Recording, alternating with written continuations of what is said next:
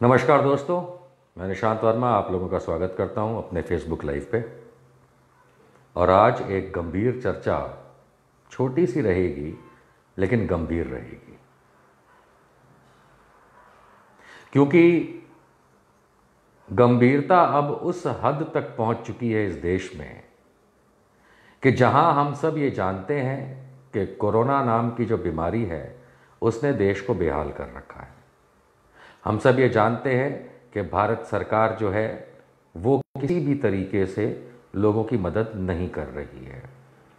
चाहे आपको मीडिया में कुछ भी दिखाया जाए, चाहे नेतागण कुछ भी कहें, असलियत आप लोगों के समक्ष सारे देश के सामने कहीं नहीं तो अस्पतालों में दिख रही है।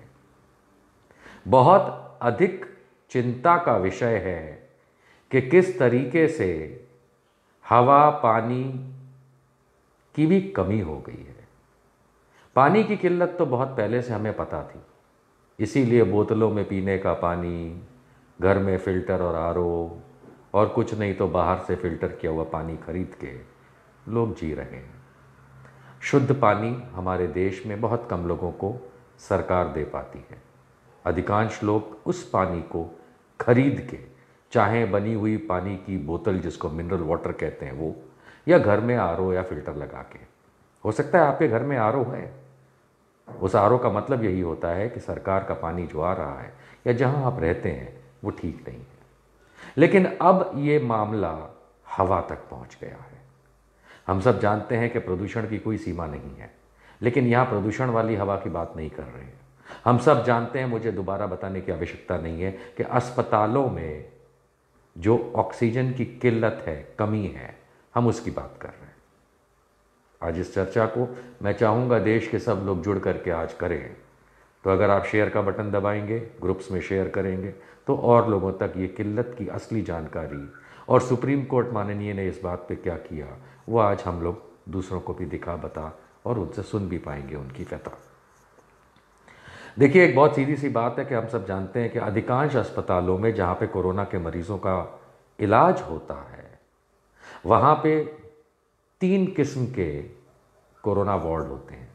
एक नॉर्मल आइसोलेशन वार्ड, जिसके अंदर अगर लोग परेशान हैं, कोरोना से पीड़ित हैं, तो वहाँ जाके आइसोलेशन में रह सकते हैं।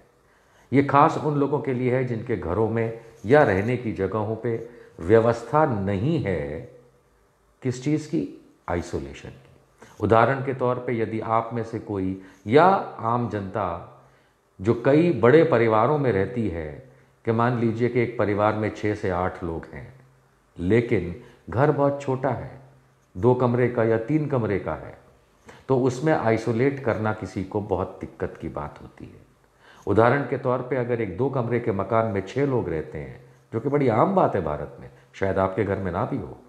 अगर 2 कमरे के मकान या 3 कमरे के मकान जिसमें किचन मिला लीजिए आप, अगर 6 लोग रहते हैं, माता पिता, उनका बेटा बहू और बेटा बहू के 2 बच्चे, और यदि खुदा न खास्ता किसी एक को भी कोरोना पॉजिटिव निकले, तो कहा जाता है कि आप घर पे रहिए, सुरक्षित रहिए और दूसरों के संपर्क में ना आइए, अर्थात आइसोलेटेड रहिए। आप किस कमरे में आइसोलेट करेंगे उनको? क्या माता पिता, भाई बहन, बाप भाई, जो भी लोग हैं घर में, क्या वो एक कमरे में सिमट जाएंगे और किसी एक कमरे को आप दे पाएंगे? हम लोगों के, अधिकांश लोगों के घर इस किस्म के नहीं होते हैं, कि जिनको इस तरह से नहीं बनाया गया है कि सबके पास अपने अपने कमरे हों। इसलिए अधिकांश घरों के अंदर आप देखेंगे, मैंने देखा है कि वृद्ध माता पिता बाहर के कमरे में, जिसको ड्राइंग रूम भी कहा जाता है, उसमें रहते हैं। हस्बैंड वाइफ एक बेडरूम में रहते हैं, साथ में उनके बच्चे भी सोते हैं, और एक किचन होता है। ये मैं बहुत अच्छे घर की बात कर रहा हूँ जो अधिकांश लोगों के पास इस देश में उपलब्ध नहीं है। लेकिन मान लेते हैं कि अगर ये परिस्थिति भी हो और उनमें से, परिवार में से कोई एक व्यक्ति भी अगर कोरोना पॉजिटिव हो जाए, तो उसको कहाँ, घर में कहाँ आइसोलेट करेंगे? कोई जगह नहीं है। तो हम लोगों के घर इस प्रकार के नहीं। इसलिए पहली कैटेगरी जो है जिसमें हम चाहते हैं कि अगर लोग आइसोलेट हों परिवार के, तो घरों में जगह नहीं है, बहुत छोटे छोटे घर होते हैं। इसलिए ऐसे लोगों को, ऐसे व्यक्तियों को जो कोरोना पॉजिटिव हो जाते हैं और बड़े परिवारों में रहते हैं, उनको अस्पताल के उस कोविड वार्ड में भर्ती किया जाता है जहाँ सिर्फ आइसोलेशन की व्यवस्था है और बाकी खाना पीना और थोड़ी बहुत दवाई। दूसरी कैटेगरी आती है ऑक्सीजन बेड।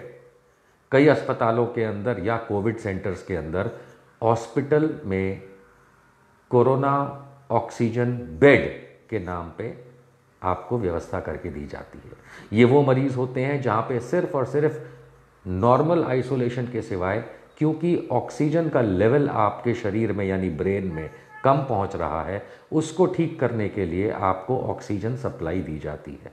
चाहे वो साइड में रखे किसी सिलेंडर से दी जाती हो या पाइपलाइन जो अस्पतालों में हर बेड के पास होती है या स्पेशल वार्ड्स में होती है, उसमें से आपको ऑक्सीजन की सप्लाई दी जाती है।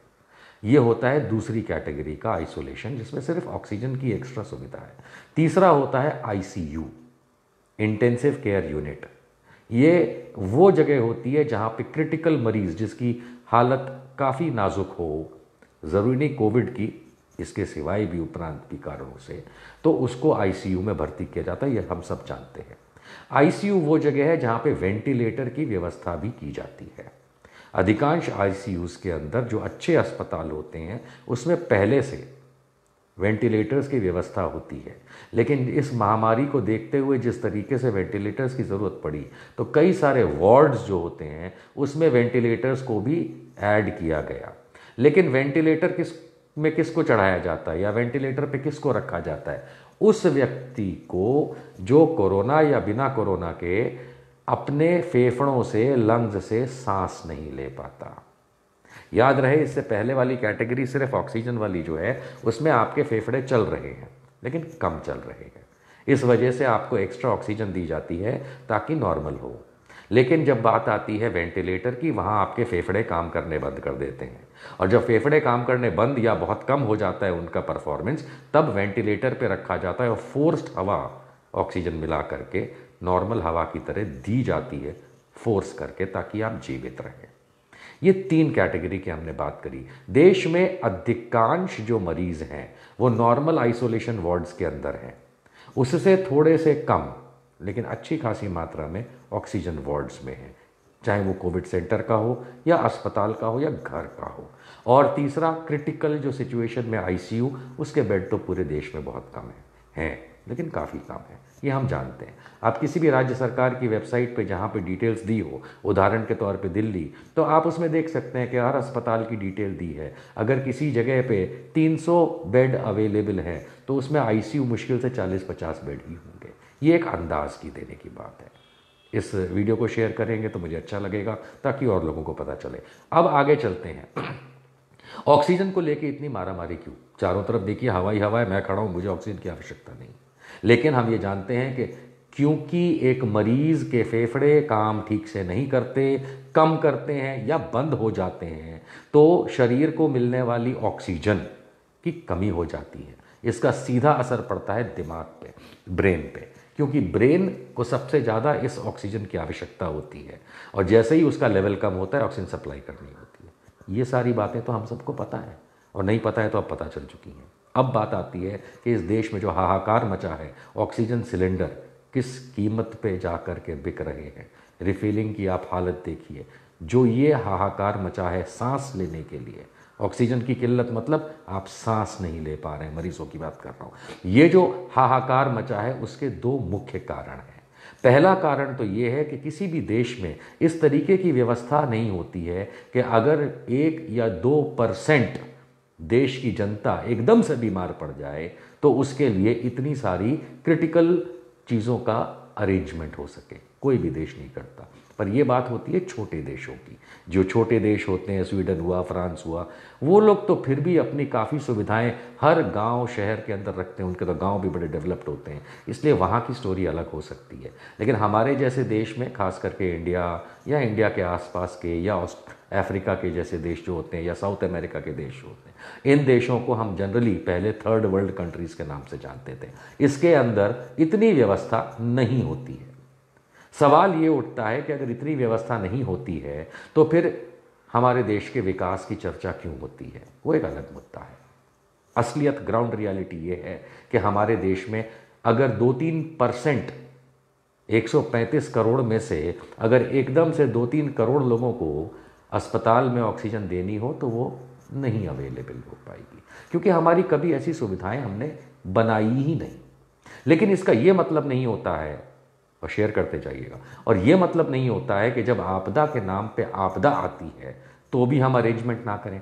देखिए, एक बहुत सीधी सी समझने की बात है, आपदा कल नहीं आई, परसों नहीं आई। अगर हम कोरोना आपदा की बात कर रहे हैं तो ये आपदा दोस्तों कब आई? पिछले साल 2020 के जनवरी महीने से कम आ चुकी थी। वो बात और है कि भारत सरकार ने उस पर जनवरी और फरवरी पे कोई ठोस कदम नहीं उठाए। ठोस तो खैर क्या, कोई कदम नहीं उठाए।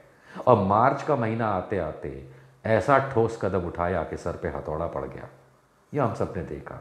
लेकिन मैं उस डिस्कशन में इस समय नहीं जाना चाहता। मैं बहुत सीधी सी बात रखना चाहता हूँ आप लोगों के सामने कि अगर मार्च 2020 से आपदा इस देश में है और भारत के प्रधानमंत्री से लेकर के स्वास्थ्य मंत्री से लेके जितने भी मंत्रीगण हैं, भारत की सरकार है, भारत के राष्ट्रपति हैं, राज्यों की सरकारें हैं, राज्यों के मुख्यमंत्री हैं, सबने मिलकर के अगर इस चीज़ यानी कि कोरोना आपदा का सामना किया है, अगर हम ये मानते हैं, तो मुझे ये समझ में नहीं आता कि मार्च 2020 से लेकर के अप्रैल 2021 तक ऐसा क्या हुआ कि NDMA national disaster management act का कानून तो लगा रहा, क्योंकि ये तो पता था कि आपदा कहीं गई नहीं है। लेकिन हमारी राज्य सरकारों ने और मुख्यतः हमारी केंद्र सरकार ने, खास करके केंद्र सरकार इसलिए बोलना पड़ता है क्योंकि मोदी जी टीवी पर प्रकट होते हैं और उस प्रकट होने के बाद जो बोलते हैं देश उस हिसाब से चलने लगता है, ऐसा माना जाता है।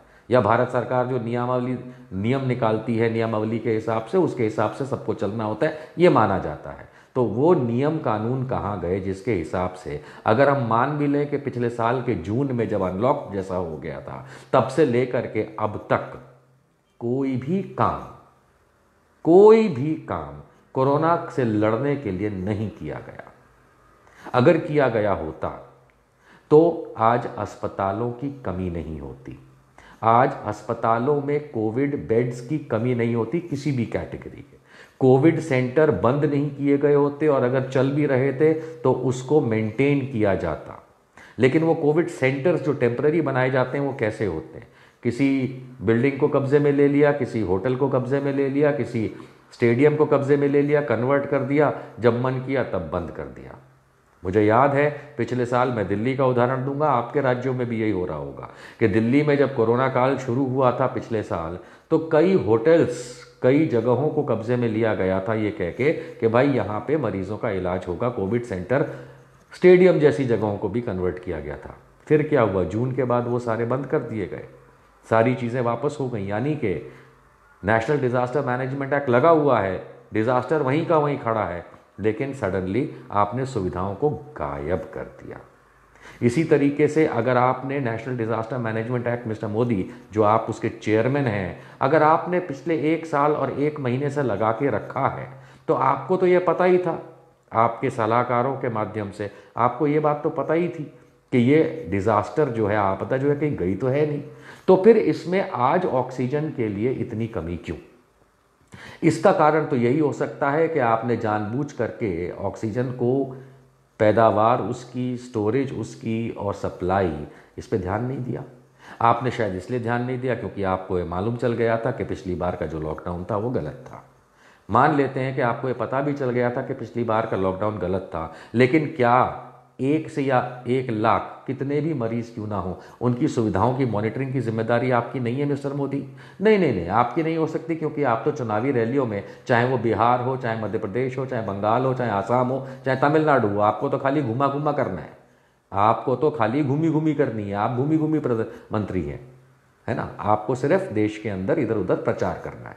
सवाल ये उठता है मिस्टर मोदी कि जब आपने आपदा का कानून हटाया ही नहीं, इसका मतलब कम से कम, हम तो छोड़िए, आपको तो पता था आपदा कहीं गई नहीं है। माफ़ कीजिएगा अगर ये रिपीट हो रहा है, लेकिन ये रिपीट होगा। मोदी जी के सर पे इतनी बार ये रिपीट किया जाएगा जिसकी हद नहीं, और ये तभी होगा जब आप लोग ये शेयर करेंगे।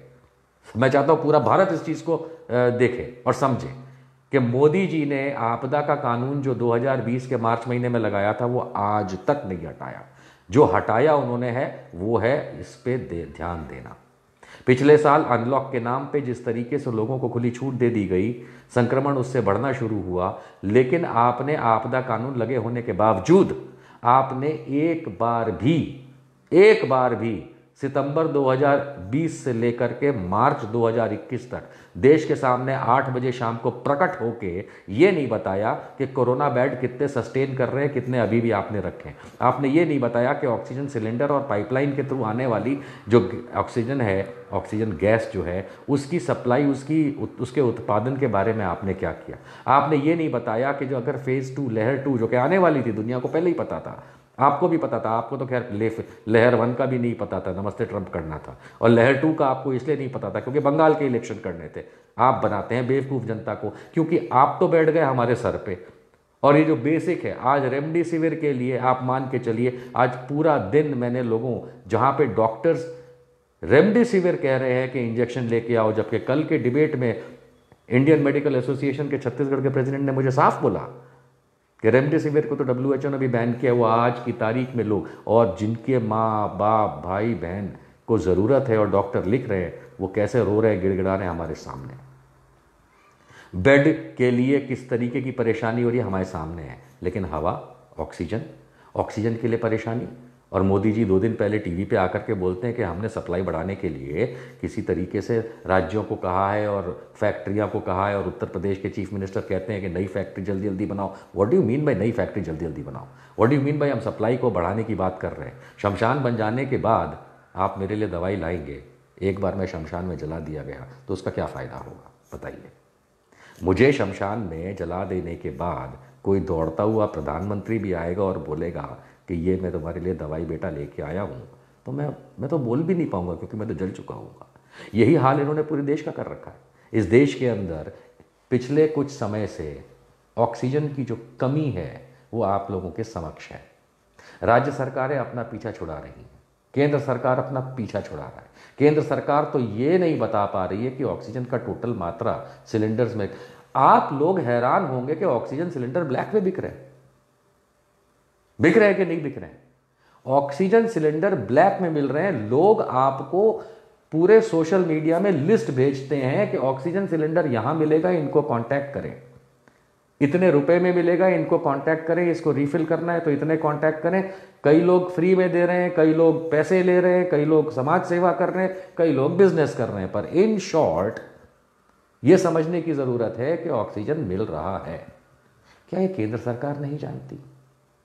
क्या केंद्र सरकार और राज्य सरकारें ये नहीं जानती?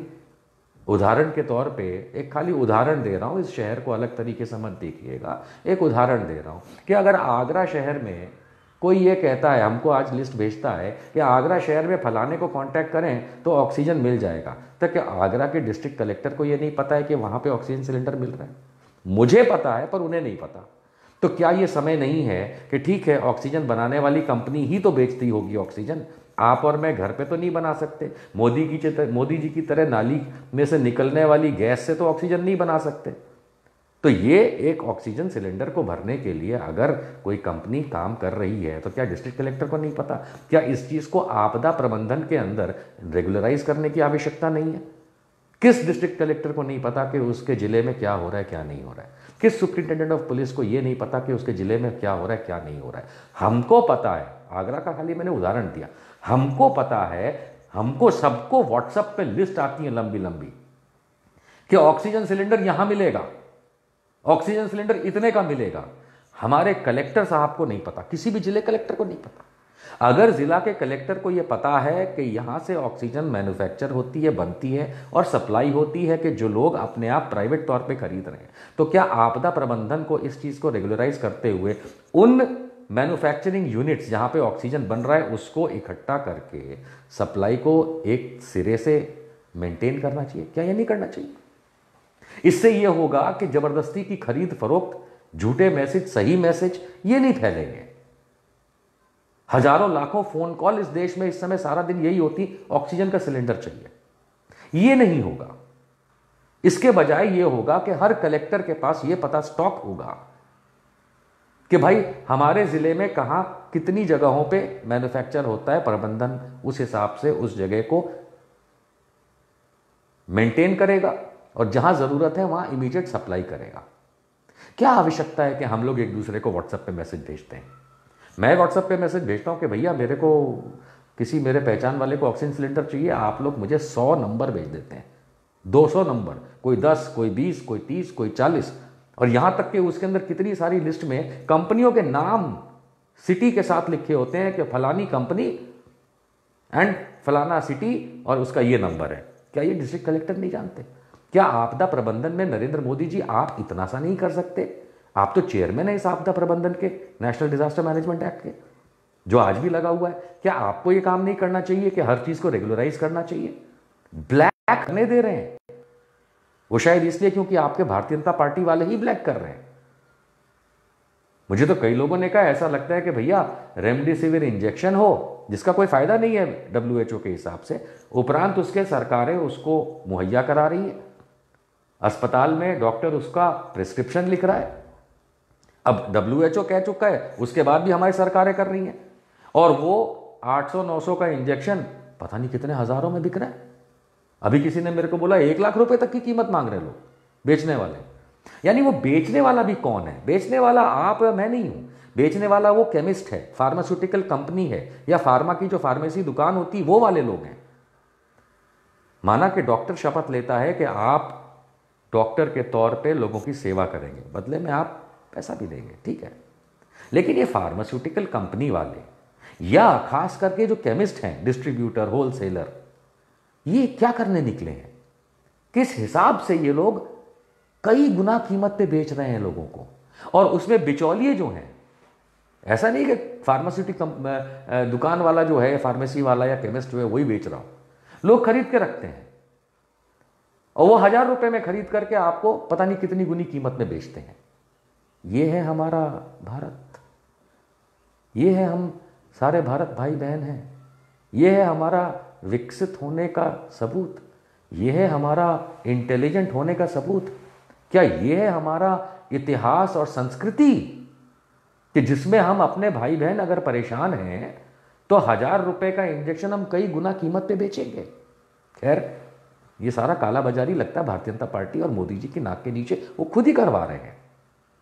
क्योंकि अगर WHO ने रेमडेसिविर को इस लिस्ट से हटा दिया है कि वो इलाज कोरोना का नहीं करता है, तो फिर हमारे देश में डॉक्टर गैरकानूनी काम करते हैं क्या?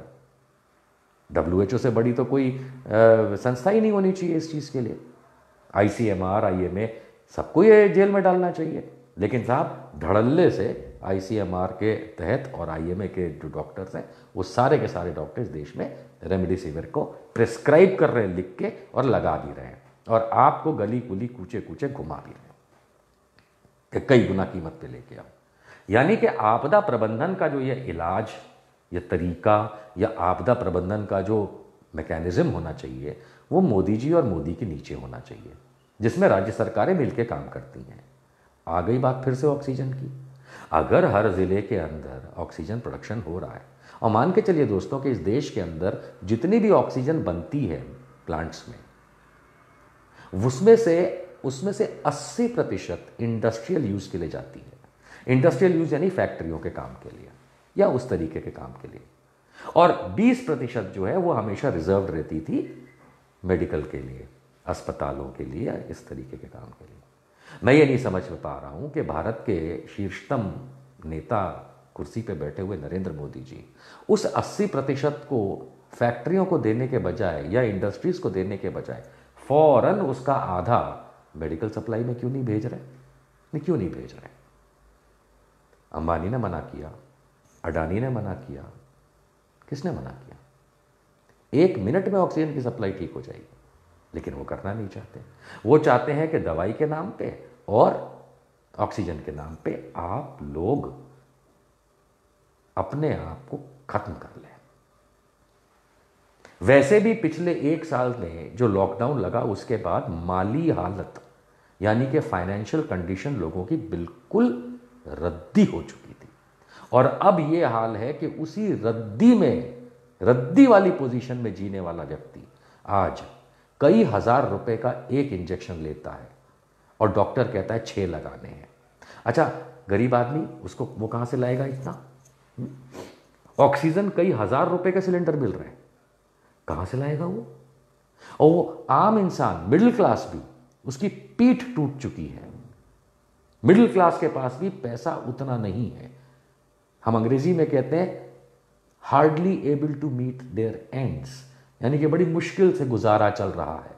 और उसमें मोदी जी जैसे लोगों ने इस कालाबाजारी को आगे बढ़ने देने का जो बीड़ा उठाया है कि ऑक्सीजन हो, रेमडेसिविर के नाम पे धंधा हो, बेड्स, यहां तक के बड़ा कमाल है कि कल एक नेत्री यानी कि लेडी नेता, कल एक नेत्री से, महिला नेता से मेरी बात हो रही थी।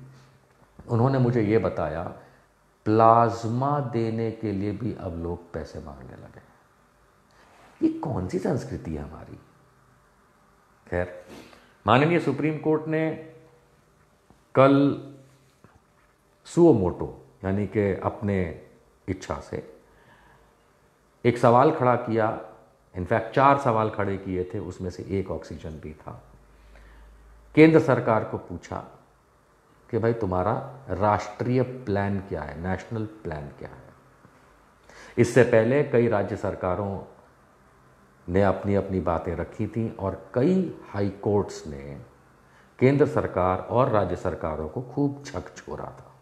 हम सब ने देखा, लगभग हर राज्य के अंदर किल्लत परेशानी, चाहे वो सिक्किम का हाई कोर्ट हो, चाहे वो इलाहाबाद हाई कोर्ट हो, बॉम्बे हाई कोर्ट हो, गुजरात हाई कोर्ट हो या मद्रास हाई कोर्ट हो, ऐसे कई हाई कोर्ट्स ने बहुत सारे सवाल सरकारों के सामने रखे थे, जिसमें ऑक्सीजन का भी मुद्दा था।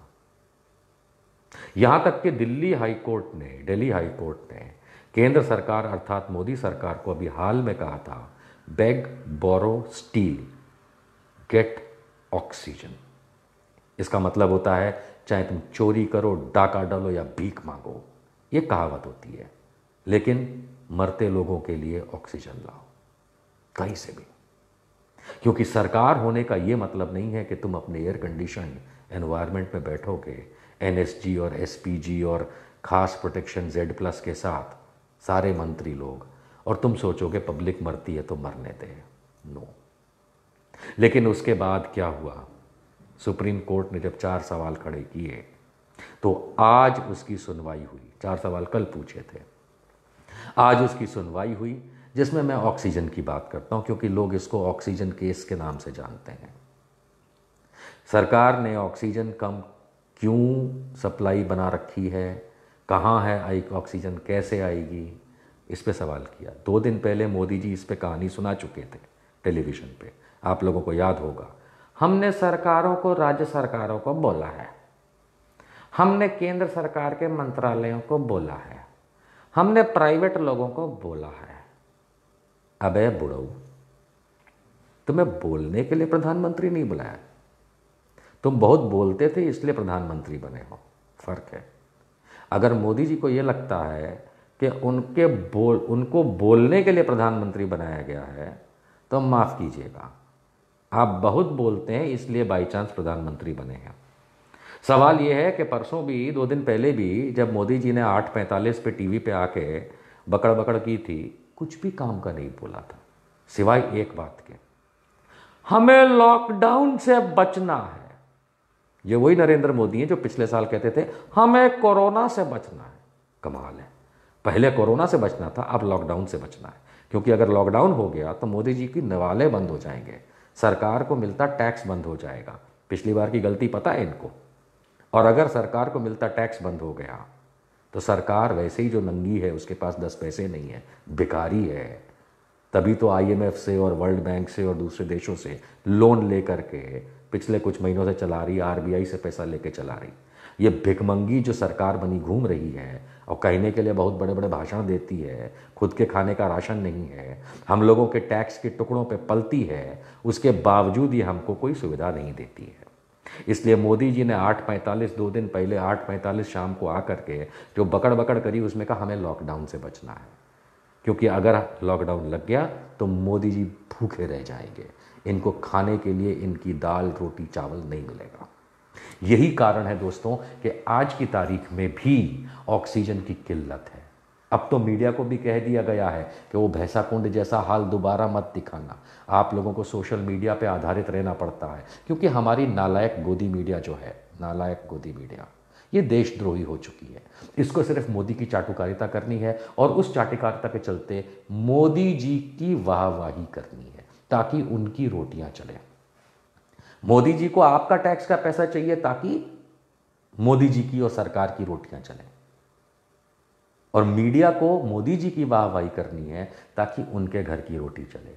और आपके घर की रोटी ना, who the fuck are you, आपसे क्या मतलब है, कौन हो बे? आप तो खाली वोट देने के काम आते हो, इसके सिवाय कोई काम है आपका? क्या काम है आपका? 90% तकरीबन, इफ नॉट लेस, 90% भारत की जनता सरकारी नौकरी नहीं करती। इसका मतलब है खुद कमाती खाती है। और जितने भी सरकारी नौकर हैं, चपरासी से लेकर के प्रधानमंत्री तक, फौज में नौकरी करने वालों से लेकर के जितने भी पीएसयू में, इंडियन ऑयल कॉरपोरेशन से लेकर स्टेट बैंक ऑफ इंडिया में काम करते हैं, डीआरडीओ से लेकर इसरो तक, पुलिस से लेकर के पानी पुरवठा डिपार्टमेंट तक, जितने भी महकमे में सरकारी नौकर काम करते हैं, इनकी तनख्वाह पहली तारीख को इन्हें मिल जाती है, चाहे वो केंद्र सरकार के हों चाहे वो राज्य सरकार के नौकर हों, मिल जाती है। इनकी तनख्वाह बंद नहीं होती, पर इनकी तनख्वाह आती कहाँ से? टैक्स से, क्योंकि सरकारें नालायक हैं, खुद का प्रोडक्शन तो कर नहीं सकती रेवेन्यू का। तो ये नालायक सरकारें आपके दिए उस टैक्स के टुकड़े पे इन सरकारी नौकरों को पालती है, और इन सरकारी नौकरों को पहली तारीख को तनख्वाह मिल जाती है। अब अगर लॉकडाउन लगा दिया तो टैक्स कहाँ से आएगा? दूसरे देशों ने तो मना कर दिया, आप तो ढेला नहीं देंगे मोदी जी को। आरबीआई अब पैसा नहीं दे सकती, आरबीआई लुटी पिटी पड़ी हुई है। आईएमएफ, वर्ल्ड बैंक कोई लोन नहीं देने वाला, यानी दुनिया में से कोई पैसा नहीं देगा। उधर अमेरिका का ट्रंप भी चला गया, अब जो बिडेन तो इनको बाबा जी घंटा देगा, कुछ नहीं मिलने वाला। तो इस वजह से अब ये चाहते ही नहीं है, और इसलिए कहा इन्होंने लॉकडाउन से बचना है। अब वो लॉकडाउन से बच गए, लेकिन ऑक्सीजन का क्या? अरे मोदी जी, इंसान जिएगा तो आपको टैक्स देगा ना। इंसान जीवित रहेगा, गरीब भी होगा, तो भी 10 पैसे की जब चीज खरीदेगा तो उसमें 2 रुपए तो आपको मिलेंगे ना। अगर इंसान ही नहीं रहेगा तो फिर आप किससे टैक्स लेंगे? लेकिन मोदी जी के हाथ से बात जा चुकी है। माननीय सुप्रीम कोर्ट ने जब ये सवाल किया और आज की तारीख में जब सुनवाई हुई, तो दोस्तों आप जानते हैं, आप सब जानते हैं कि अब सुनवाई 4 दिन के बाद होगी। 27 अप्रैल 2021 की तारीख मुकर्रर की गई है कि अब दोबारा तब सुना जाएगा। यानी आज की सुनवाई में क्या हुआ, सिर्फ ऑक्सीजन को लेकर बात कर रहे हैं, बाकी नहीं। ऑक्सीजन को लेकर के आज केंद्र सरकार, मोदी सरकार, बड़ा प्यार से लोग इसी चीज़ को कहते हैं, आज की तारीख में माननीय सुप्रीम कोर्ट में ऑक्सीजन के मामले की सप्लाई को लेकर के जो केस है, जो खुद सुप्रीम कोर्ट ने दायर किया है केंद्र सरकार के खिलाफ, उसमें आज भारत की मोदी सरकार ने कहा हमको थोड़ा समय दे दीजिए, अभी हमारे पास जवाब रेडी नहीं है, हम जवाब तैयार करके आपको देंगे, हमको कुछ समय चाहिए। ओके, पर वो कुछ समय का मतलब समझते हैं? 4 दिन।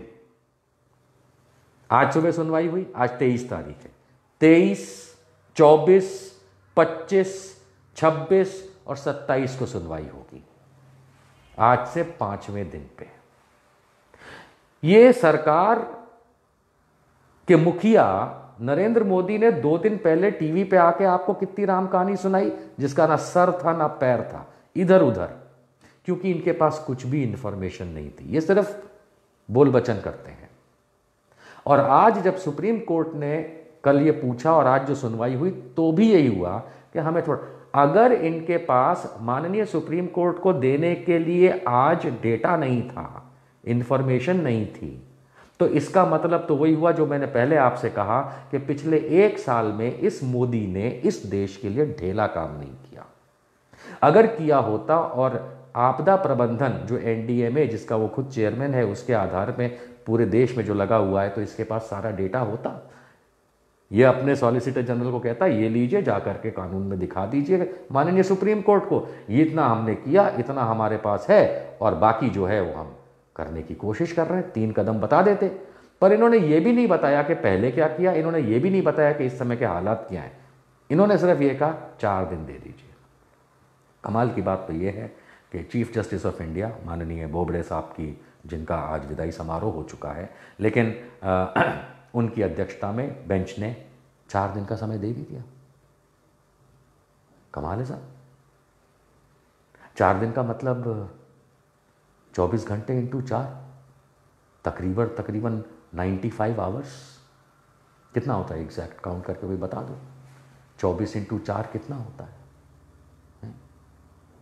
मैं तो गणित में कमज़ोर हूं, मोदी जी तो नहीं है, लेकिन 90 घंटे तो हुए। आप में से कितने लोगों को स्विमिंग आती है? अगर आपको तैरना आता है और आप पानी के नीचे अगर डुबकी लगाते हैं, साधुओं की तरह नहीं, नॉर्मल स्विमिंग पूल में, नदी में, क्या आप 2-3 मिनट से ज़्यादा सांस रोक पाते हैं? अच्छे से अच्छा तैराक भी जो होगा ना, वो मुश्किल से 2-3 मिनट सांस रोक पाएगा, अच्छे से अच्छा। 1 मिनट की सांस रोकने के बाद कोशिश करिएगा, करिए इस लाइव पे, मेरे साथ बात करते करते करिए। 1 मिनट तक सांस रोकिए। मैं नहीं रोक रहा, मैं बात कर रहा हूं। आप में से कौन कौन 1 मिनट तक सांस नहीं रोक पाया, कमेंट में डालिएगा। यह बात इसलिए मैं कह रहा हूं क्योंकि आपको पता चल जाएगा कि अगर मरीज ऑक्सीजन नहीं ले पा रहा तो उसके पास तो कुछ पल होते हैं, अधिक से अधिक कुछ मिनट होंगे। अगर लंग्स काम नहीं कर रहे हैं, फेफड़े काम नहीं कर रहे हैं, उसको वेंटिलेटर की अगर आवश्यकता पड़ गई तो हो सकता है कुछ घंटे। अगर नॉर्मल ऑक्सीजन ले रहा है तो हो सकता है कि कुछ घंटे।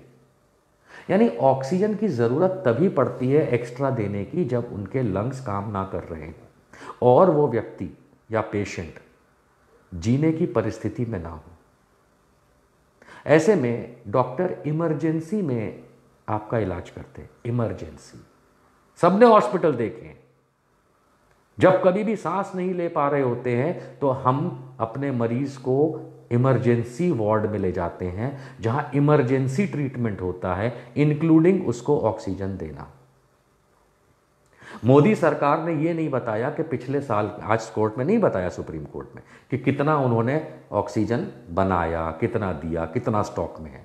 आज की तारीख का भी स्टॉक उनको नहीं पता, और वो आज की तारीख का स्टॉक भी उन्होंने सुप्रीम कोर्ट में नहीं दिया कि हमारे पास इतने मरीज हैं, अमूमन इतने रोज आ रहे हैं और इतने डिस्चार्ज हो रहे हैं ऑक्सीजन वाले, और इतना हमारा स्टॉक है और इतनी हमारी सप्लाई है और इतनी कमी है। बता देते इतनी कमी है और बाकी की चीजें हम आपको बताएंगे।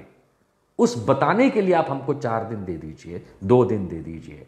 वैसे तो वो भी नहीं देना चाहिए, पूछना भी नहीं चाहिए भारत सरकार को, क्योंकि वो मरीज 4 दिन तक इंतजार नहीं कर सकता। कौन सा मरीज होगा? एक अच्छे से अच्छा तैराक जब 3 मिनट से ज्यादा सांस नहीं रोक सकता, तो जिसको ऑक्सीजन की जरूरत है वो 90 घंटे तक सांस रोकेगा क्या? माननीय सुप्रीम कोर्ट जी, आपने अलाउ कैसे कर दिया?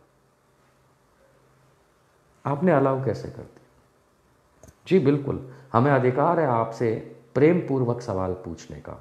हम जनता हैं, हम रोज आपके सामने कोर्ट में आके बात नहीं करते। कोई ज़रूरी नहीं कि हम किसी अधिवक्ता को यानी एडवोकेट को बोले जाओ ये केस लड़ो। नहीं सर, आप लोग तो इतने पढ़े लिखे लोग हैं, हमसे ज़्यादा लोग हैं, आप इतने माननीय हैं, आप इतने सम्मानीय हैं, आप हमारे कानून के रखवाले हैं, आप हमारे कानून को के सबसे ज़्यादा ज्ञाता हैं। हम ऐसे ही मानते हैं इस चीज़ को। आप हमें ये बताइए, मैं नहीं पूछता कि राम मंदिर क्यों बनाने दे रहे हैं, नीचे तो कुछ तोड़ा नहीं था, बाबरी क्यों तोड़ी, उस पर कुछ एक्शन नहीं हुआ, नहीं पूछता आज की तारीख में।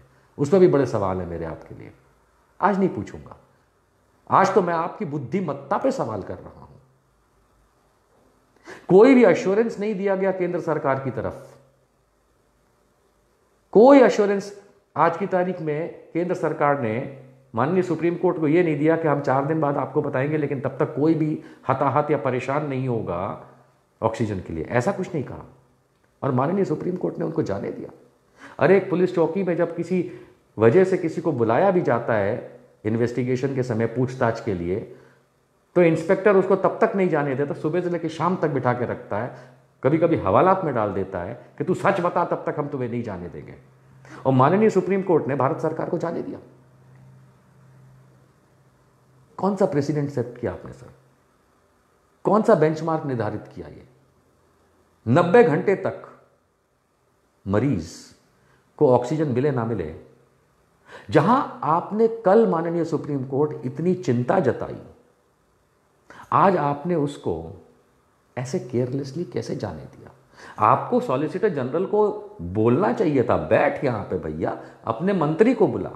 कितने क्रिमिनल केसेस होते हैं, मैंने लड़े हैं लोगों के क्रिमिनल केसेस, मुझे पता है कि अगर मैं अड़ जाऊं एज अ एडवोकेट कि नहीं मजिस्ट्रेट साहब पुलिस वाले बेवकूफ़ बना रहे हैं, तो वो वहाँ पे जो हर कोर्ट में एक पुलिस वाला खड़ा होता है उसको बोलते हैं इंस्पेक्टर को बुलाओ, फौरन फ़ोन होता है इंस्पेक्टर को, चाहे 1 घंटे में चाहे 2 घंटे में हाजिर किया जाता है और उससे पूछा जाता है तुमने इस बारे में क्या किया। और माननीय सुप्रीम कोर्ट ने इतनी भयंकर परिस्थिति पे जब संज्ञान लिया, छोटी मोटी परिस्थिति नहीं, इतनी भयंकर परिस्थिति पे जब संज्ञान लिया, तो बिना अश्योरेंस के, बिना सप्लाई मैकेनिज्म के, बिना स्टॉक टेकिंग की अंडरस्टैंडिंग के आपने माननीय सुप्रीम कोर्ट इनको जाने कैसे दिया? जाने कैसे दिया? ये तो वही वाली बात हुई कि एक पुलिस इंस्पेक्टर एक ऐसे व्यक्ति को पकड़ के लेकर के आता है चौकी में या थाने में जिस पे शक हो कि इसी ने फलाने का मर्डर किया है, उससे 1 घंटा बढ़िया से बात करता है और फिर कहता है ठीक है तुम जाओ, 4 दिन बाद तुम आना। वो आएगा वापस, आएगा कहानी बना करके कि ये देखिए ये मेरी ट्रेन का टिकट है, मैं उस दिन वहां पे था, ये मेरा होटल का बुकिंग था, ये मैं वहां पे था। तो 4 दिनों में सारी राम कहानी बना लेंगे वो लोग, और फिर इंस्पेक्टर साहब उस व्यक्ति को जाने देंगे कि ठीक है भैया तुम हमारे किसी काम के नहीं, तुम तो हम यहाँ थे नहीं। माननीय सुप्रीम कोर्ट ने आज केंद्र सरकार के साथ एग्जैक्टली यही किया। अब इस 4 दिन में भारत सरकार उलट सुलट कहानियां बना के लिख देगी और केंद्र सरकार के पास इतनी कहानियां बनाते रहे ये लोग, कागज पे सारी कहानियां बना देंगे कि इस राज्य में इतना, इस राज्य में इतना, इस चीज में इतना। माननीय सुप्रीम कोर्ट चेक करने तो जाएगा नहीं, कतई नहीं जाएगा। क्योंकि मैं भी इस बात को मानता हूं, चाहे अच्छा लगे चाहे लोगों को बुरा लगे, मैं इस बात में मानता हूं कि भाई हमारे देश के अंदर कानून बनाने वाले यानी कि लेजिस्लेचर यानी कि विधानसभा या पार्लियामेंट, कानून के रखवाले यानी पुलिस मिलिट्री, और कानून को एडजुडिकेट करने वाले यानी केसेस को एडजुडिकेट करने वाले जजेस यानी कोर्ट्स, इनमें एक सामंजस्य होता ही है। ये कोई एक दूसरे के खिलाफ कबड्डी नहीं खेलते। कभी कभी हाँ ठीक है, कभी कभी एक पुलिस वाला मंत्री को भी अरेस्ट कर लेता है, कभी कभी कोर्ट सही बात के ऊपर चलते हुए कानून बनाए हुए कानून को भी उड़ा देता है, ये सब होता है। लेकिन सामंजस्य रखना एक दूसरे के बीच में बहुत ज़रूरी है। वो ये इंडिया पाकिस्तान नहीं है आपस में, ये हमारे एक देश के 3 पिलर है, तो सामंजस्य तो बनेगा। कई बार लोग कहते हैं देखो कोर्ट ने है ना सरकार का साथ दे दिया, ठीक है उनकी बुद्धिमत्ता के हिसाब से दे दिया होगा, लेकिन अगर गलत होगा तो नहीं देगा। ये एक अलग चर्चा का विषय हो सकता है। लेकिन आज की चर्चा का विषय ये है कि पुलिस वाले ने एक ऐसे व्यक्ति को अपने हाथ से क्यों जाने दिया। सुप्रीम कोर्ट को बिठा के रखना चाहिए था सरकार को कि जब तक तुम्हारा डेटा नहीं आता तुम यहीं बैठोगे। कैसे जाने दिया? हम तो भाई इतना सम्मान करते हैं अपने कोर्ट्स का और करते रहेंगे, संवैधानिक बात है, लेकिन इसी संविधान के अंदर जीने का अधिकार दिया गया है। मैं अपनी बात नहीं कर रहा, मार दो मुझे गोली, कोई फर्क नहीं पड़ता, चला जाऊंगा इस तिरंगे के बिना। लेकिन उनका क्या, जिनको ये सरकारें ऑक्सीजन नहीं दे पा रही। और जैसा मैंने बताया हर जिले में लिस्ट आती है व्हाट्सएप पे, कोई अभी लिख के भेज दे। उदाहरण के तौर पे लखनऊ में ऑक्सीजन की जरूरत है, मैं लिख के भेज दूं अगर आप लोगों को, आप लोग 2 मिनट के अंदर मुझे इतनी लंबी लंबी लिस्ट भेज देंगे, फलानी जगह पे ऑक्सीजन है, फलानी जगह पे। लेकिन हमारी सरकारों को नहीं पता, हमारे अस्पतालों को नहीं पता, ये हाल। और सुप्रीम कोर्ट ने जाने दिया। मैं ये बात समझ नहीं पाया, इसलिए मैंने लाइव किया। माननीय सुप्रीम कोर्ट से दरखास्त करता हूं कि मेरी किसी बात को गलत तरीके से ना लिया जाए, क्योंकि मैंने जो कहा है वो व्यवस्था पे कहा है, और व्यवस्था रखने की जो जिम्मेदारी है वो एनडीएमए की है, जिसके चेयरमैन नरेंद्र मोदी हैं। आपदा प्रबंधन उनका काम है। आज की तारीख में जो हजारों लोग पीड़ित हैं जिन्हें ऑक्सीजन नहीं मिल पा रही, हजारों लोग जो इस समय ऑक्सीजन के सिलेंडर ढूंढ रहे हैं, हजारों लोग जिन्हें यही नहीं पता इस समय कि हमें करना क्या है। आपको उनकी आवाज़ बनना था, यही आपने कहा, इसीलिए आपने स्वतः संज्ञान लिया, यानी कि सुओ मोटो एक्शन लिया माननीय सुप्रीम कोर्ट जी। और जब नंबर आया तो आपने ये सोचे बिना जाने दिया उस सरकार को 4 दिन के लिए कि 90 घंटे तक वो मरीज सांस कैसे रोकेगा। हर बीतते पल अगर कोरोना की वजह से किसी की मृत्यु होती है जिसको ऑक्सीजन नहीं मिल पाई, तो भारत सरकार तो जिम्मेदार है ही, उसकी राज्य सरकार जिम्मेदार है, हम भारतीय जिम्मेदार हैं, वो हॉस्पिटल जिम्मेदार है, वो डॉक्टर जिम्मेदार है, वो कलेक्टर जिम्मेदार है, वो मुख्यमंत्री जिम्मेदार है, वो मंत्री जिम्मेदार है, वो प्रधानमंत्री जिम्मेदार है, और वो कोर्ट भी जिम्मेदार है जिसने 90 घंटे का समय सरकार को बकलोली लिखने के लिए दिया, जो अब लेकर के आएगा आपके सामने लिखा पढ़ी खानापूर्ति का चिट्ठा, और इस बीच मरेंगे वो लोग जिन्हें जीवन जीने के लिए ऑक्सीजन, गुड नाइट भी नहीं बोल सकता मैं।